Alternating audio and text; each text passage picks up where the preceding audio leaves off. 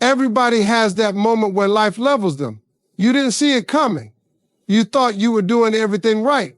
And still, the rug got pulled from under you. Whether it was losing a job, a heartbreak, betrayal, or just years of feeling stuck, that moment where everything falls apart, yeah, we all know it.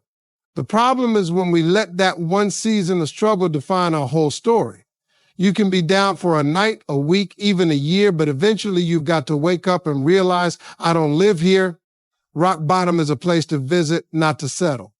Some people never rebuild because they got too comfortable in the rubble.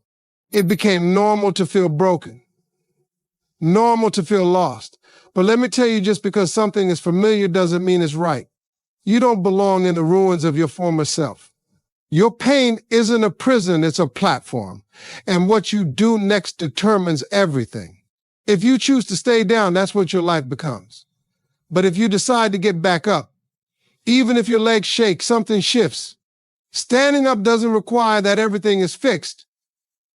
It just requires that you're tired of being where you are. That one decision, just standing back up, opens a door. That door leads to healing, progress, and eventually strength. You're not too late. You're not too broken. You're not too far gone. You are simply in a place where you must choose to rise again, regardless of how you feel. You've been knocked down, but you're not knocked out. This moment you're in right now, where you feel like giving up, could be the turning point if you choose to fight again. We all want to feel ready before we take the leap. We want all the signs to line up, the money to be right, the support to be there, and every detail figured out. But life doesn't operate like that. The perfect time never shows up, it's built while you're moving. That mindset of I'll start when things calm down is a trap. Things rarely calm down. And if you're always waiting for calm, you'll spend your whole life watching others pass you by. The longer you wait, the harder it becomes to start. Rebuilding doesn't begin in comfort. It begins in chaos. You build strength by moving in confusion. You build faith by moving in uncertainty. You build progress by taking steps in the fog. Waiting doesn't prepare you, doing does. You keep telling yourself you'll start when you feel more confident. But confidence doesn't come first, action does. You've got to take messy, uncertain, uncomfortable action. That's how you earn confidence, not by waiting for it. Stop trying to predict the future and control every outcome. You can't prepare for everything, and you don't need to. All you need is a little courage and a step forward, just one step, then another. Before you know it, momentum shows up.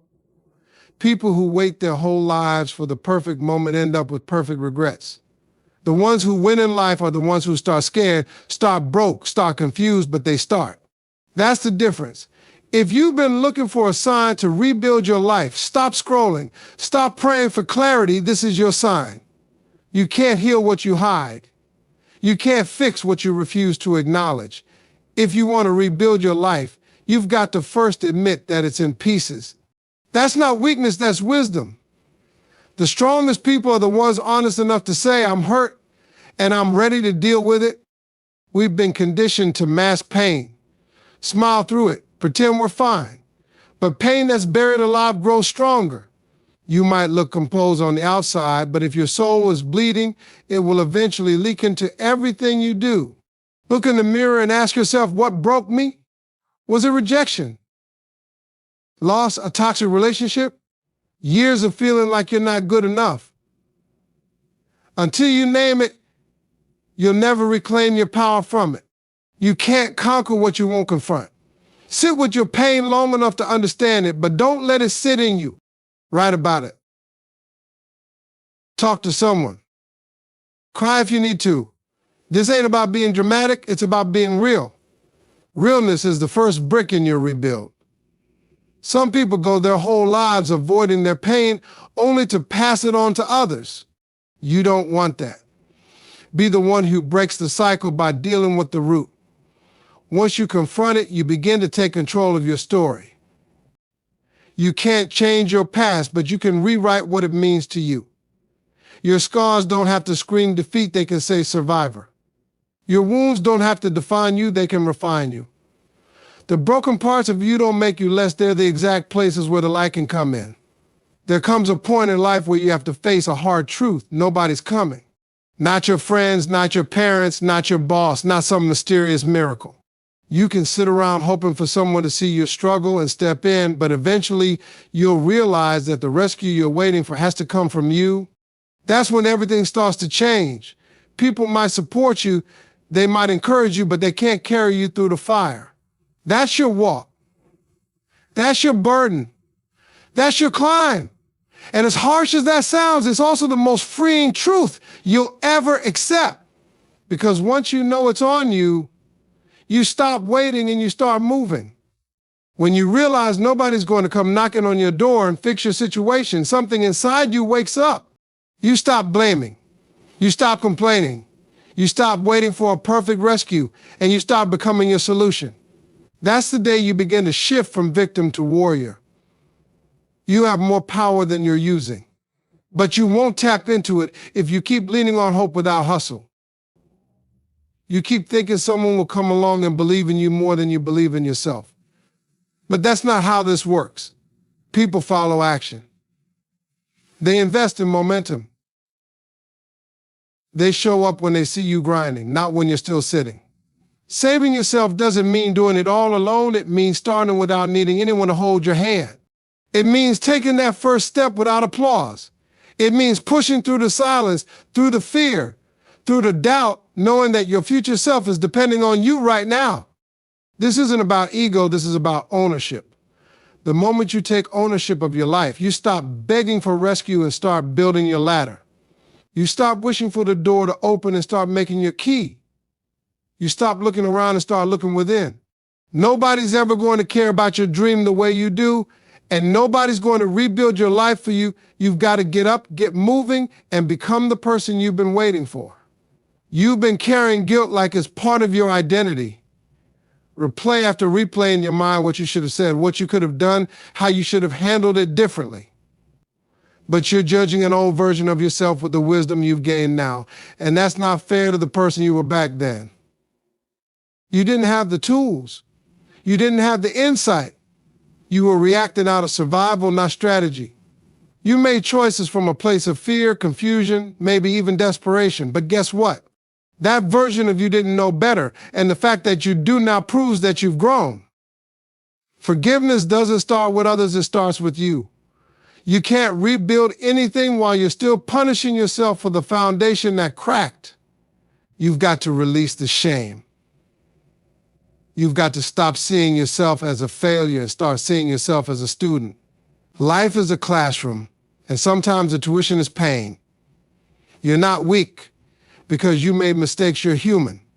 And sometimes it takes falling on your face to finally learn how to stand tall. You don't owe anyone perfection, but you owe yourself grace. Grace that says, I didn't know better back then, but I do now, and I'm going to act on that. Nobody has a flawless past. Everybody's got something they'd undo if they could. But the purpose of pain isn't regret, it's refinement. Every lesson you had to learn the hard way is now part of your power. You can't change the chapters that already happened, but you can write a stronger ending starting today. When you stop beating yourself up for the past, you free your energy to focus on the future. And that energy, that's what you need to rebuild. Guilt will drain you. Forgiveness will lift you. And lifting yourself is the only way you'll ever rise again. There's a shift that happens in your life when you stop waking up just to survive and start waking up to take control. When that alarm rings and you drag yourself out of bed while the world is still quiet, that's not just discipline, that's war. That's you stepping into the ring and saying, today belongs to me. Most people hit snooze because they're tired of their lives. They sleep in not because they need rest, but because they're avoiding what the day holds. But here's the truth. Sleeping in won't fix a broken life. Hitting snooze won't solve frustration. If you want change, it starts the moment you open your eyes. Getting up early isn't just about time, it's about attitude. It's about telling yourself, I'm not wasting another second. You've lost enough days. You've sat around long enough. Now it's time to rise before the excuses wake up. Time to get ahead of the distractions. Time to beat the sun and set the tone. You don't need to be perfect when you rise, you just need to be present. Get up and move your body. Get up and talk to God. Get up and write down your plan. That stillness in the morning is sacred. That's where clarity is found. That's where strength is restored. That's where rebuilding begins. People say they don't have time to change their lives, but they stay in bed scrolling for an hour. That's not a time issue, that's a priority issue. Get up before the noise starts and own your first hour. If you own your morning, you can take command of your whole day. You don't need to wake up with energy, you create energy by showing up. Movement builds momentum. Momentum builds confidence. And confidence builds results. The hardest part is getting out of bed, but once you do that, the rest gets easier. Every time you rise early, you're telling yourself, I'm not quitting on me today. And that voice becomes louder than fear, louder than doubt, louder than the old habits trying to pull you back. The problem isn't that people dream too big, it's that they wait too long to start because they think the start has to be just as big. They want to go from 0 to 100 overnight, skipping the grit and grind that builds real momentum. But you don't need a grand entrance, you need a real one. You need to start where you are with what you have and with the belief that it's enough for today. There's power in small beginnings when they're fueled by serious intent. That 5-minute workout, that short prayer, that single email, that 10 pages you read, it all adds up. And don't underestimate what small steps done with consistency can do. It's not about doing it all at once. It's about doing what you can with purpose, day in and day out. Strong doesn't mean loud. Strong means locked in. You can start with $10 in your pocket and still walk like a giant because your mindset is unshakable. You don't worry about impressing people. Worry about becoming the kind of person who doesn't stop once they begin. That strength comes from knowing exactly why you started and where you're headed. The beginning isn't supposed to be glamorous. It's supposed to be raw. You might be the only one who sees the value in what you're doing at first, and that's okay. Because when you start small, the wins are personal. They belong to you. And that ownership, that feeling of building from the ground up is what makes your progress sustainable. People get caught in analysis paralysis, waiting for the perfect time, the perfect plan, the perfect feeling. Perfection is a lie. It's just fear in a nice suit. What you need is movement, and even an imperfect step forward will teach you more than standing still ever will. Start now and let every move teach you how to get better. If you bring strong energy to a small start, your foundation becomes bulletproof. You don't need applause. You don't need validation. You just need to wake up, show up, and put some muscle behind what you're building. That's how you earn your progress. That's how you train your character to match your goals. This is how empires are built, not by skipping steps, but by stacking small bricks with strong hands, steady vision, and a relentless refusal to quit. Comfort is a trap dressed as peace. It feels good, it looks safe, but it keeps you stuck. You know it. That routine that never stretches you, that environment that never challenges you, that crowd that never calls you higher, it lulls you into thinking you're okay when deep down you know you're just coasting. And coasting only works on flat ground. Life ain't flat. Growth has a location, and it's never inside the comfort zone. You only grow when you stretch. Muscles don't get stronger without resistance. You can't become more without pressure. Every great version of you is sitting just past your current threshold. You got to go get it. And that means getting uncomfortable on purpose. Most people avoid discomfort like it were danger. But that pain you feel when you push your limits, that's not punishment, that's development. That's your spirit expanding. That's your mindset waking up. That's your future self being built in real time. Growth isn't glamorous. It's sweat. It's a doubt. It's getting up again when it would have been easier to sit back down.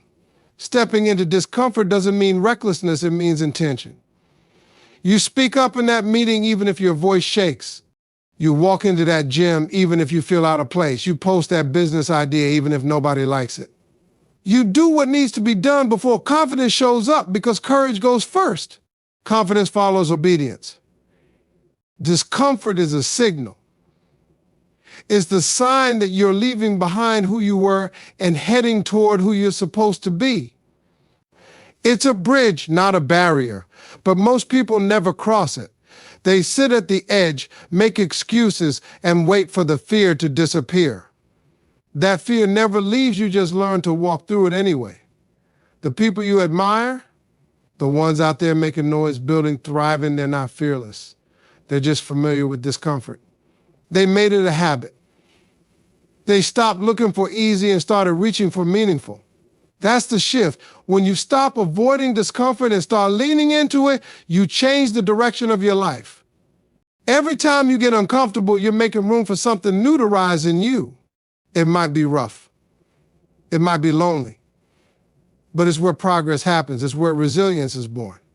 It's where your future gets carved out, one bold, uncomfortable step at a time. There comes a moment when healing isn't just about what you add, it's about what you remove.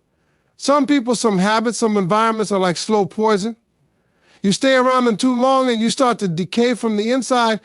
You question your worth, doubt your strength, and shrink your vision. Not because of who you are, but because of what you've been keeping around you. You can't rebuild your life while holding on to what's been tearing it down. That friendship that drains you, that relationship that manipulates you, that job that belittles you, that mindset that keeps repeating failure like it's your destiny, cut it off. You've got to get bold enough to choose peace over history, strength over attachment, growth over comfort. It won't be easy. Cutting something off doesn't mean you never cared. It means you finally care enough about you stop tolerating what's salty south. People will guilt trip you. Emotions will scream at you. But you've got to stop feeding what keeps leaving you starving. You've got to stop watering what refuses to grow. Brokenness becomes familiar, and familiarity becomes addictive. You start thinking chaos is normal. You start adjusting your standards to survive instead of elevate, but you're not here to survive, you're here to live fully, boldly, freely. That's only possible when you remove what keeps reopening the wounds you're trying to chow. You can't build new strength while dragging on weight.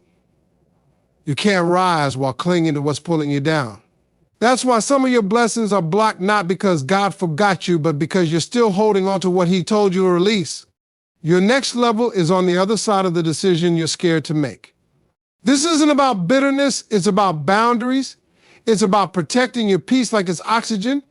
It's about understanding that not everything broken can be fixed. Some things have to be left behind so you can fix yourself.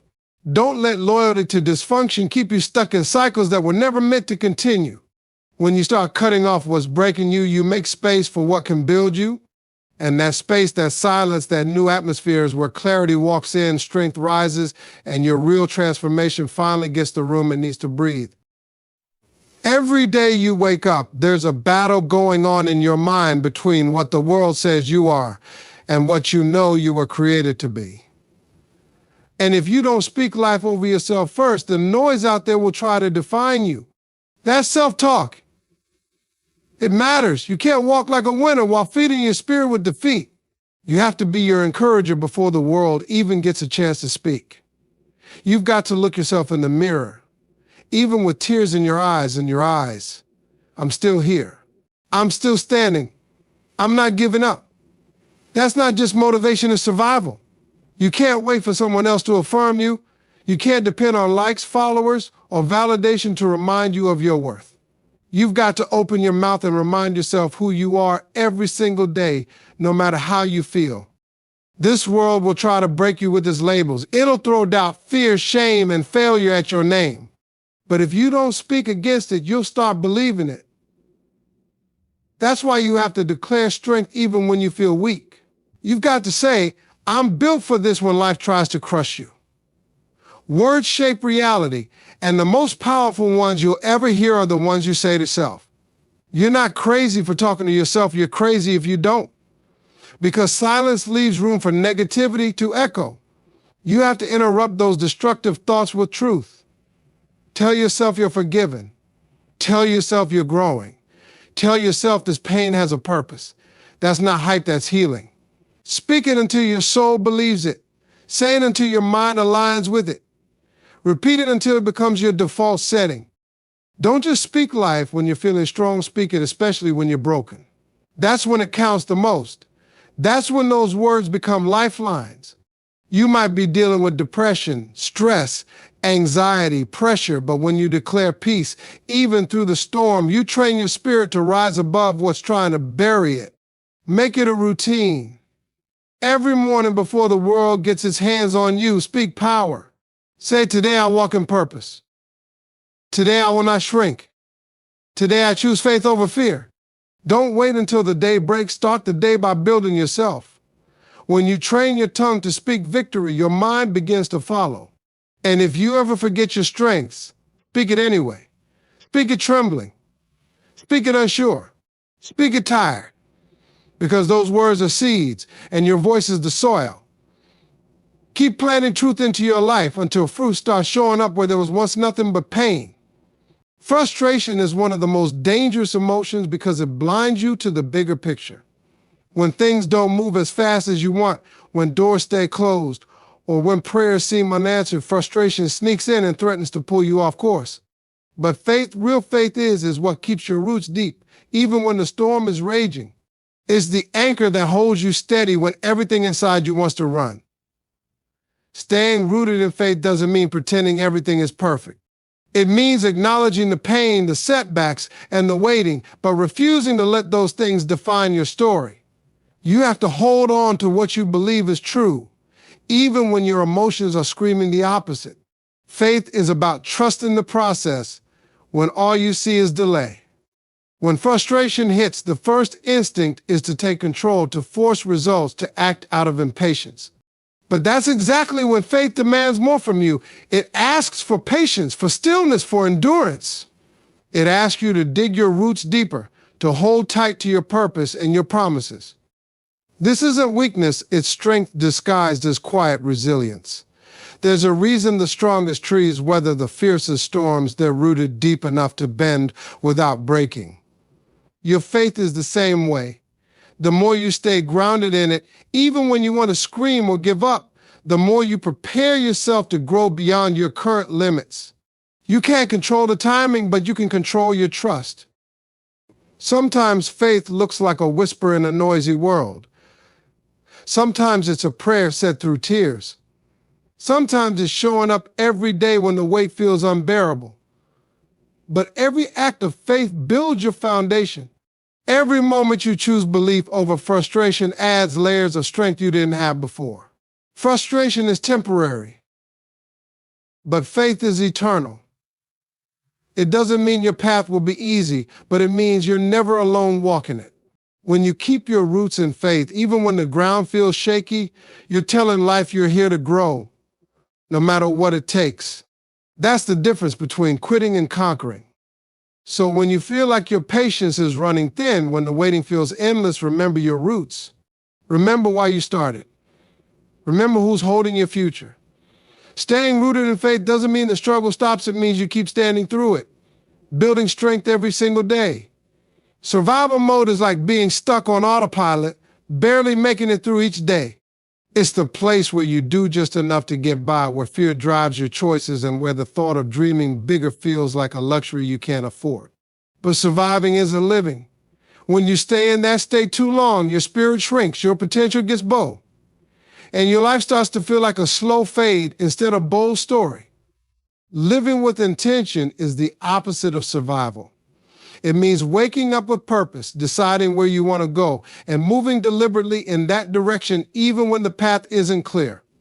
It means setting goals that light a fire inside you instead of waiting for life to hand you scraps. Intention gives you control over your future instead of letting circumstance write the script for you. The truth is, you can't live with intention if you're always reacting. Survival mode is reactionary by nature. It's about avoiding pain and making it through the storm. But living intentionally means being proactive. It means designing your day, your habits, your mindset around what you want to create, not just what you wanted to escape. It's hard work, but it's the work that changes everything. Breaking free from survival mode means identifying what keeps you stuck in that place. Maybe it's fear of failure. Maybe it's toxic relationships. Maybe it's a mindset convinced that you don't deserve more. Whatever it is, you've got to face it head on. You've got to take responsibility for your growth and say, no more settling, no more excuses. I'm here to build a life that matters. Living with intention requires clarity, and that clarity comes from knowing your values, your strengths, and your purpose. It means asking yourself the tough questions. What am I willing to fight for? What kind of legacy do I want to leave? What habits are keeping me from the life I dream about? Those questions may be uncomfortable, but they're the fuel for intentional living. Once you get intentional, your energy shifts. You start to see opportunities instead of obstacles. You build routines that support your growth. You prioritize what moves you forward and cut out what wastes your time and energy. Intentional living demands discipline, but it also brings freedom, the freedom to live on your terms, to create your path. So many people are stuck surviving because they don't believe they can do more. But the moment you decide to live intentionally, you reclaim your power. You stop reacting to life and start creating it. You move from barely existing to fully showing up, from wondering to aiming, from hoping to achieving. It's a choice, and it's yours every single day. Self-care isn't about vanity, it's about survival. It's about fueling yourself properly so you can meet your goals head-on without feeling wiped out before noon. Drinking water, eating nutritious food, and getting enough rest aren't just recommendations, they're the foundation of sustained success. You want to be sharp, energized, and ready to tackle whatever the day throws at you. Start by honoring your body. Exercise is one of the most powerful tools you have. It's not about looking a certain way, it's about strengthening your body, increasing your stamina, and boosting your mental clarity. When you move your body regularly, you release stress, sharpen your mind, and build the endurance you need to push through tough days. It's the secret weapon that successful people don't talk about enough. Sleep is equally critical. It's the time your body and mind repair, recharge, and prepare for the next day. Sacrificing sleep to get more done is a trap that backfires. Without proper rest, your productivity tanks, your decision-making weakens, and your mood suffers. Protect your sleep like it's your lifeline, because it is. Your body also reflects your mindset. When you respect it, you reinforce a message that you're worth investing in. You send a message to yourself and the world that you're serious about your growth. This isn't about perfection, it's about consistency. Small, daily acts of self-care add up to big changes over time. So no matter how busy or overwhelmed you feel, remember that your energy drives everything you do. Protect it. Nourish it. Move it. Rest it. Your dreams demand that body that's up for the challenge. When you take care of your body, you're giving yourself the power to rise higher, work harder, and live fuller than ever before. Boundaries are not just about telling people no. They're about protecting your peace, your time, and your energy. When you don't set clear limits, you leave yourself wide open for exhaustion, disappointment, and frustration. You can't pour from an empty cup. And without boundaries, your cup runs dry fast. Setting boundaries isn't selfish, it's necessary for survival in a world that constantly demands more than you can give. Too many people confuse kindness with weakness. They say yes to everything and everyone because they don't want to upset anyone, but in the process, they sacrifice their well-being. Let me tell you something, real kindness starts with yourself. When you set boundaries, you're not shutting people out. You're showing up fully for yourself so you can show up fully for others too. Boundaries look different for everyone. Maybe it means saying no to toxic relationships, cutting down on social media time, or protecting your work hours from constant interruptions. Whatever form they take, boundaries create the space you need to breathe, think, and grow. Without them, life becomes a chaotic mess where your peace is the first thing to get trampled. People will test your boundaries. Some will get mad. Some will try to guilt you, and some will simply ignore them. But here's the truth. Your peace isn't negotiable. When you start respecting your limits, others learn to respect them too. If they don't, it's their problem, not yours. You have to be willing to hold your ground even when it's uncomfortable. Setting boundaries is also a form of self-respect. It's telling yourself I matter. My mental and emotional health matter. And that mindset shift changes everything. You stop settling for less than you deserve. You stop bending to please everyone else. Instead, you create a life that honors your needs and your goals. It's okay to feel guilty at first. Old habits die hard. But guilt is the enemy of peace. Over time, as you practice boundaries, that guilt fades and is replaced with confidence and clarity. You begin to see how much more you can accomplish when you're not constantly drained by people or situations that don't serve you. Peace is the foundation of progress.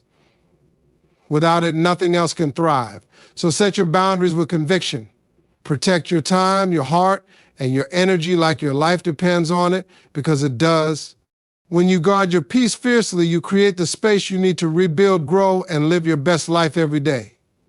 Patience is one of the hardest lessons to learn because we live in a world that demands instant results. We want success now, answers now, breakthroughs now, but real growth and transformation don't happen overnight. They take time, effort, and sometimes a lot of waiting. Being patient with the process means understanding that the journey is just as important as the destination, even when it feels slow or frustrating. Too often, impatience leads to quitting. When progress isn't immediate, we doubt ourselves, we lose motivation, and we give up on the dreams that once set our hearts on fire. But the truth is, every step forward, even the smallest one, matters. It builds momentum.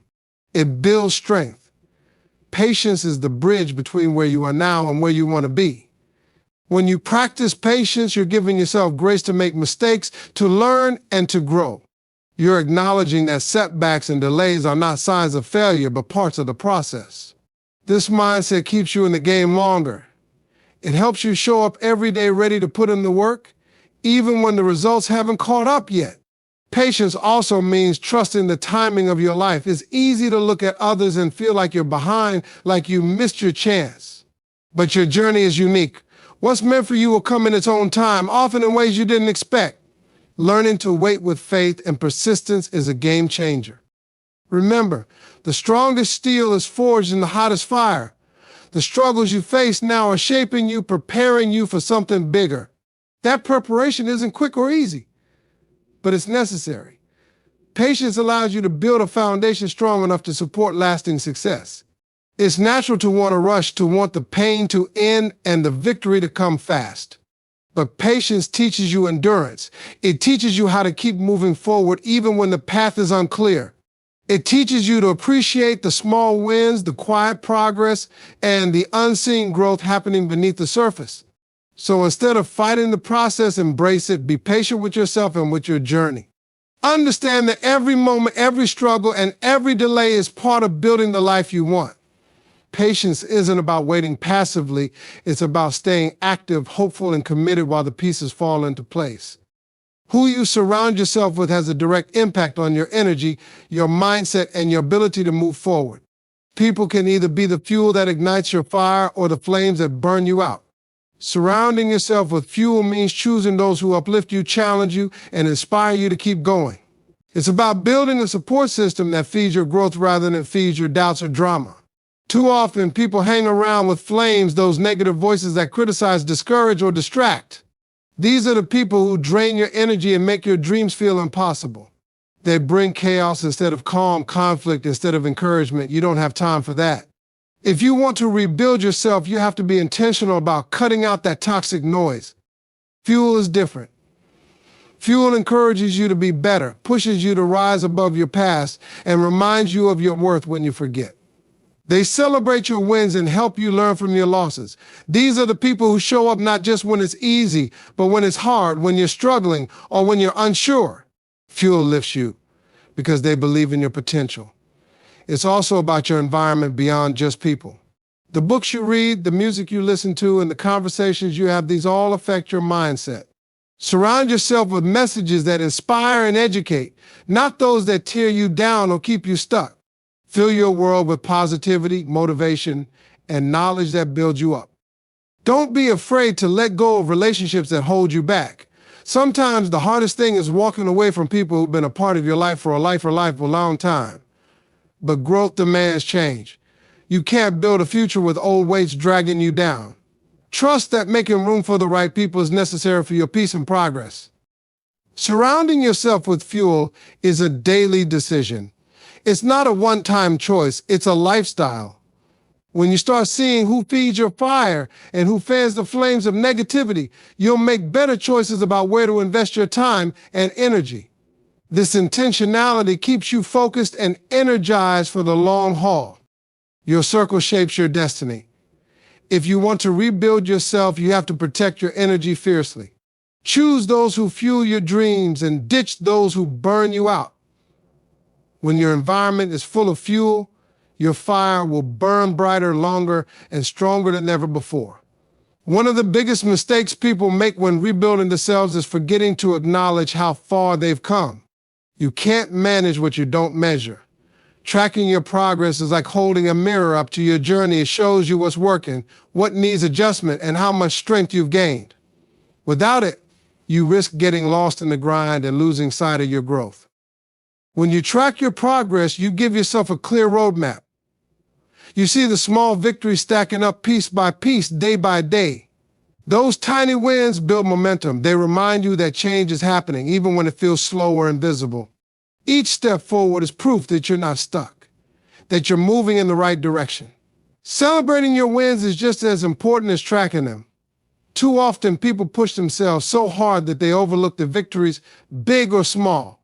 Whether it's waking up early one day, finishing a project, or saying no to a bad habit, every win deserves recognition. When you celebrate, you reinforce positive behavior and fuel your motivation to keep going. Celebration doesn't mean throwing a party every time, but it does mean pausing to feel proud and grateful. It means telling yourself, I did that. I earned this. Those moments of joy are powerful. They recharge your spirit and remind you why you started in the first place. Neglecting celebration can leave you burnt out and disconnected from your purpose. Tracking progress also helps you stay accountable. When you write things down, you create a commitment to yourself. You see where you stumble, and you can course correct before small problems become big ones. This kind of awareness builds confidence because you're not guessing, you're learning and adapting. Sometimes progress isn't perfect, and that's okay. The goal isn't to be flawless, but to be consistent. Tracking shows you the ups and downs, and celebrating reminds you to keep your head up, even when things don't go as planned. This balance keeps your momentum alive and your mindset strong. Tracking your progress and celebrating your wins are about honoring your journey. They keep you connected to your purpose and motivated to keep rebuilding, no matter how tough the road gets. These practices transform hard work into visible results and help you realize that every day is a step closer to the life you want to live. One of the biggest lies we tell ourselves when life knocks us down is that we have to start from scratch, like everything we did before was wasted. But that's not true. You're not starting over, you're starting wiser. Every experience, every mistake, every challenge has taught you something valuable. You carry that knowledge with you, and it makes all the difference. Starting wiser means you've been through the fire, and now you know what to avoid, what to chase, and what truly matters. You've learned lessons the hard way, and those lessons give you clarity. You see the game differently now because you've been in the trenches. That kind of wisdom can't be bought or given. It's earned through struggle and perseverance. When you begin again with wisdom, you don't repeat the same errors. You're smarter about who you trust, how you manage your time, and where you invest your energy. You have a better sense of your strengths and weaknesses, and you know how to use them. This isn't a reset button, it's a power up. You're leveling up because you've grown. It's easy to get discouraged thinking you've lost time or missed opportunities, but starting wiser means you have a shortcut that others don't. You have the insight to make better decisions faster, to spot red flags early, and to hold on to your vision with more focus. That experience makes your comeback not just possible, but stronger and more sustainable. Wiser also means you can be more patient with yourself. You know that progress isn't linear, that setbacks are part of the process. You understand the importance of pacing yourself and celebrating small wins. Your journey is no longer about proving something to the world, but about becoming the best version of yourself. Remember, wisdom brings confidence. When you know what you're doing and why, fear loses its grip. You're not blindly walking into the unknown, you're navigating with a map you drew yourself through experience. That confidence fuels your determination to rebuild with purpose and resilience. So don't let the idea of starting over scare you. Embrace the power of starting wiser. You've got the tools, the knowledge, and the mindset now to build something stronger, smarter, and more aligned with who you truly are. This new beginning isn't a setback, it's your breakthrough in motion.